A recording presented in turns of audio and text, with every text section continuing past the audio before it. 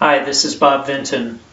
Managing knowledge workers in the right environment to maximize their innovation potential is a key for all technology companies to be successful.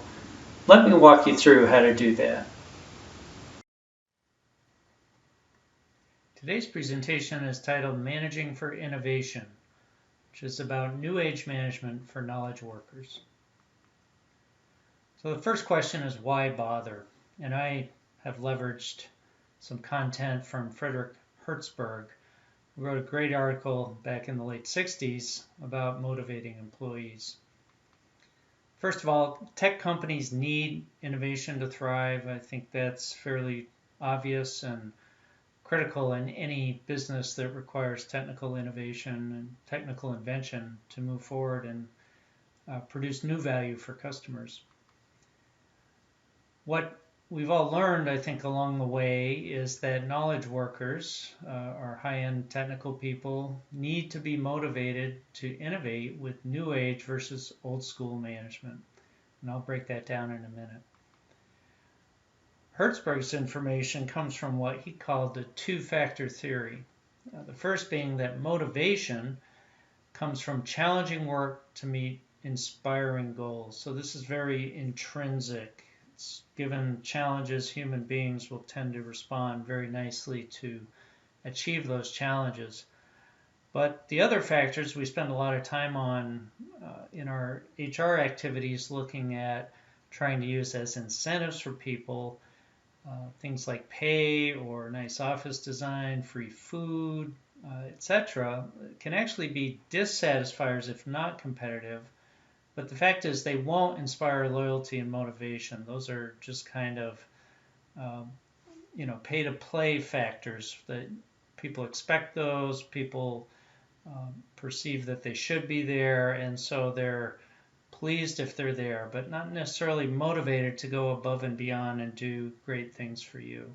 So just a difference in perspective on those two categories of things. The thing to remember here is that motivation is going to come from how you manage these people, not the physical embodiments of the office or even the pay and benefits. So let's talk about the breakdown of new age versus old school management. So old school is historical management. Hertzberg even had a special term he used called KIDA, or kick in the ass management. This style could be generally categorized with these aspects. First being top management feels their decisions are the only ones that can be trusted, so there's a real break between the top management and the rest of the management and the company, and top management reserves all the decision-making power. All financial decisions typically have to come to the senior managers for approval, so there's no budget authority distributed throughout the company. And fundamentally, it's a trust thing that people aren't trusted to make sound financial decisions, and top management wants to control every dollar that gets spent. Third thing, rules and policies abound. Generally a very thick set of rules and policies or protocols or whatever the organization wants to call them, but fundamentally they're to be used as hammers if not followed. So to keep people in line, lots of rules and policies, and they want everybody to march exactly as has been defined. Information is controlled tightly. Middle management is often overlooked so that they're cut out of the loop, and top management again are making the decisions. They're looking at things, and then they're communicating down even to the working level of the engineering staff or production people, and many times just overlooking the middle management group altogether. Communications in these organizations tends to be tops down directives. Here's how it's going to be, here's what you need to do, etc. There's really no conversation or discussion, and again, it's a very stifling environment that people find pretty oppressive. And lastly, in the physical environment, the workspaces are generally pretty hierarchical and status oriented, and generally you can pick that up the minute that you walk in the door or walk through the office area. Now, in contrast, New Age innovation management has a whole different flavor to it. First is that managers act as enablers to remove barriers to things getting done.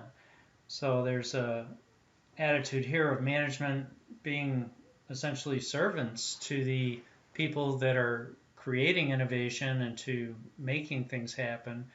And managers are really wandering around trying to figure out how they can add value, where they can make things go faster by removing impediments that the teams are running into. The teams I refer to will tend to be more autonomous teams that are deployed to make things happen, even with spending authority. So a cross-functional team of people will be organized to take on a project. They'll be given a budget and a spending authority, and they will be tasked then to go make it happen and not have to check back with senior management every time they need to make a decision about spending on things to make that project happen. Customer focus practice guide the work. So not what management wants, but literally what does the customer want in this product or project. That's what should guide our work. That's what should prioritize the activity, and that's what should drive the iterations that are going to happen. Organizational values of transparency and continuous improvement are evident, and that requires a lot of communication, a lot of free-flowing information, a whole different environment than the old school style. Communications tend to be more open and conversational, so that we're having discussions with people in the organization about what needs to happen and why, as opposed to just directives coming down. And finally, in the physical environment, workspaces are open, egalitarian, collaboration friendly, and they support innovation happening on a spontaneous basis and communication as well. So those are two lists of categories of what can distinguish one environment versus the other. So here I've developed a matrix to indicate the innovation potential of a company based on the status of the culture relative to New Age versus old school. The first box down in the lower left is the no category. Here we don't have New Age practices implemented. On the other hand, they're not desired. So it's truly an old school environment. That's what the management has decided. But at least it's honest. And I think the reality is it'll just realize limited innovation because it's really not the environment to unleash the potential of the technical innovators. On the right side, though, we have a case where here we have implemented some New Age practices. On the other hand, it's not really desired. And I call this the lip service category. It's fundamentally dishonest and I think actually creates negative innovation. So just for example, and I have been in an organization like this where the top management talked a lot about innovation. They put things into the environment like brainstorming rooms. They sent people to design school thinking classes at places like Stanford to try to learn new techniques. But the reality is the true management style was extremely command and control oriented. The teams were not autonomous. There was no spending authority or decision-making power.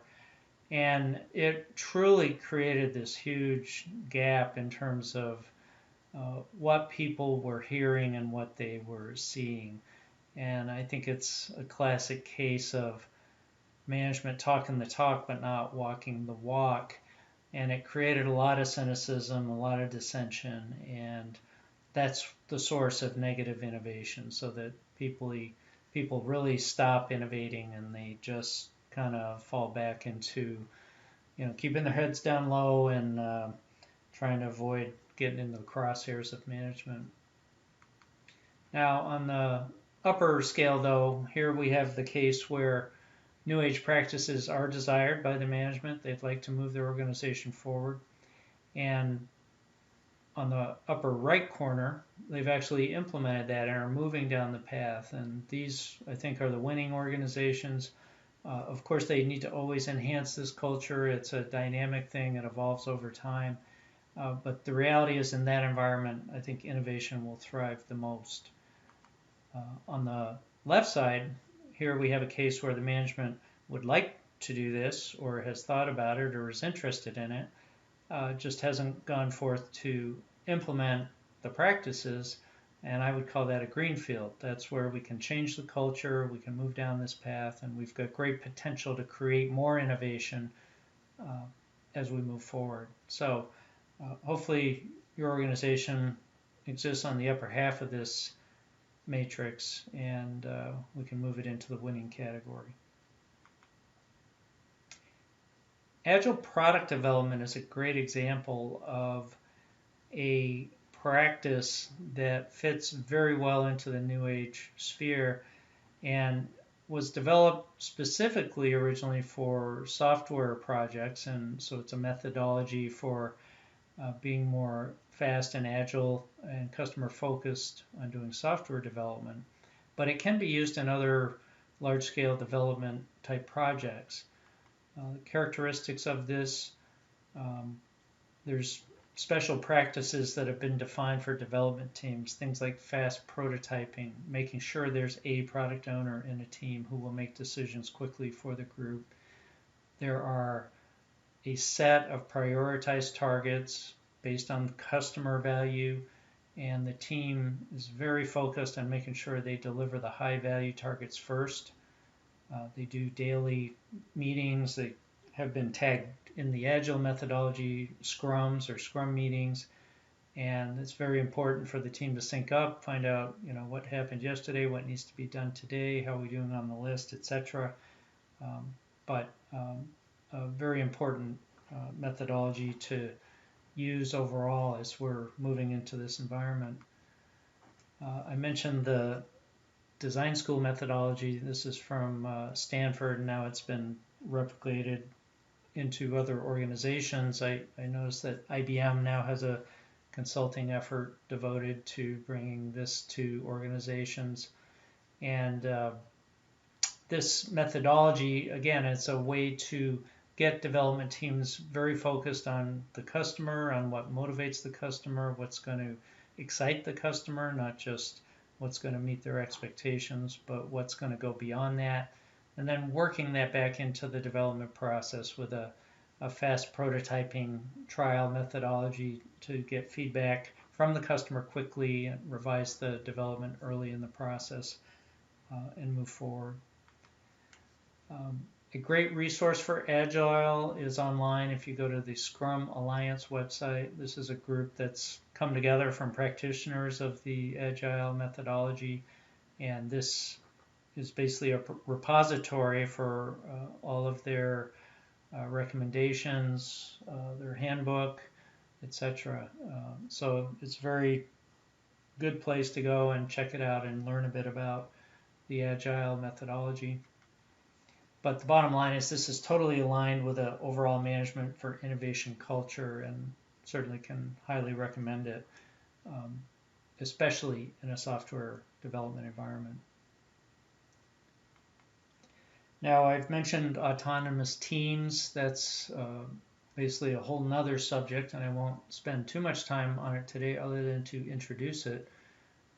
But it's an important element of truly agile environments and new age environments, and it can be very powerful. Autonomous teams are given responsibility and authority by a sponsor, a management sponsor, to accomplish goals.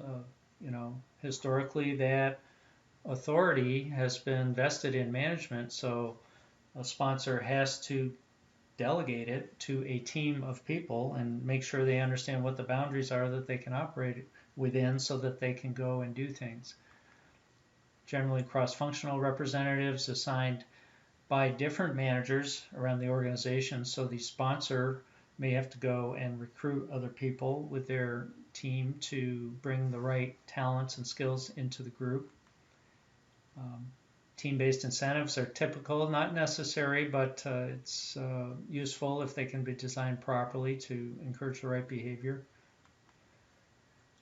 These teams do, though, need to be trained in team roles and communications and dynamics. If people have not operated in a self-managed team environment or autonomous teams, self-directed teams, whatever phrase you want to use, the point is there's different language and there's different rules of that particular game that have to be, first of all, endorsed by management and then trained to the people that have to operate in that environment so that there's a common language among the organization, and the social issues that show up in this environment are going to be different than what show up in a normal hierarchical environment, and so we need a way to deal with these. 360-degree assessment is, I believe, a very important aspect of this, and that's not something that generally can be implemented on day one, but as organizational trust develops, as team-based models become more prevalent, it becomes a very natural thing for people to need to be assessed from all directions. And that means in the hierarchy, people above and below us, it means people around us, it means people in other groups. And so if we're really going to optimize the performance of the organization, we need to optimize the performance of people from the aspect of all of their internal customers, which is fundamentally all the people around them that they're working with and doing work for. So that's a area I think is well worth pursuing by any HR team to put a methodology in place to develop this. And the net of all this is these teams can be powerful innovation cauldrons. I think that's a great image.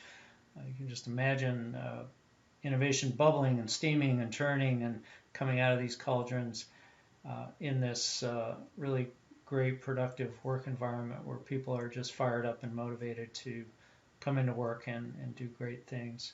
So autonomous teams should be explored in some depth, I think, by any organization that's serious about increasing their innovation potential. A few considerations to implement these techniques then. First of all, we need to focus on this competency like any other to be built. So just like anything that you might need to do in production or to bring a new design methodology in, this is a management methodology and a culture that needs focus, it needs support, it needs nurturing, it needs funding for training, and you need to allow for innovation in how that's done as well, because I think you'll find people can be very innovative if they really feel empowered to create a new culture in which to operate that's going to maximize their ability to get things done. And the point is, it needs management attention, it needs management leadership and support to make it happen. We need training in specific areas, like I mentioned before, to ensure consistent implementation across the company. It's critical for the leadership team to model the right behavior. So the management staff operating in a autonomous team mode can be a great inspiration to the rest of the people, to hear stories of how that goes and how it works and how they operate cross-functionally. The reality is, though, this cultural change can be the longest pole in the tent if we're starting at ground zero. So it takes time for people to evolve, change, build trust, for these techniques to be put into the culture and methodologies to be established. So if you're going to start out and do this in parallel with revising your strategy, just be aware that activity will be happening in parallel throughout the whole process of actually creating products and bringing them to market. A good case study for this particular aspect is the company Salesforce.com. So they're a very successful provider of software as a service or cloud-based SaaS offering for customer relationship management software. And if your Salesforce doesn't use that internally, you probably know other companies that do. It's very pervasive out in the business environment today. So in their 10th year of existence, they had grown very quickly based on the adoption of their platform to be a $1 billion revenue company with almost 50,000 customers and over 1 million subscribers. Great numbers by anybody's measure. They, at that time, had an internal target that was 4 software releases a year. And one of the beauties of cloud-based software is you can do a release, roll it into the prime instance that's on your main server, and then it gets implemented and rolled out to all your customers at once. So they wanted to do 4 of these releases a year to continue a flow of innovation and bringing out new features to the customers. But they had over 500 software engineers at that time, and they were seeing the number of releases go down while the time between releases went up. And the teams were not being as productive. The features delivered per team was going down as well. So the customers were unhappy, the employees were frustrated. They realized they had a crisis that they had to address in the company to continue their growth and to get to the next phase of their company's history. This came to a head in 2006 when only 1 release happened, so way off the internal target. And that's when the crisis was declared internally and solution was looked for. And the management response after analyzing this was to do a company-wide transition to a best-in-class practice in the industry at the time, which they had identified as the Agile development methodology.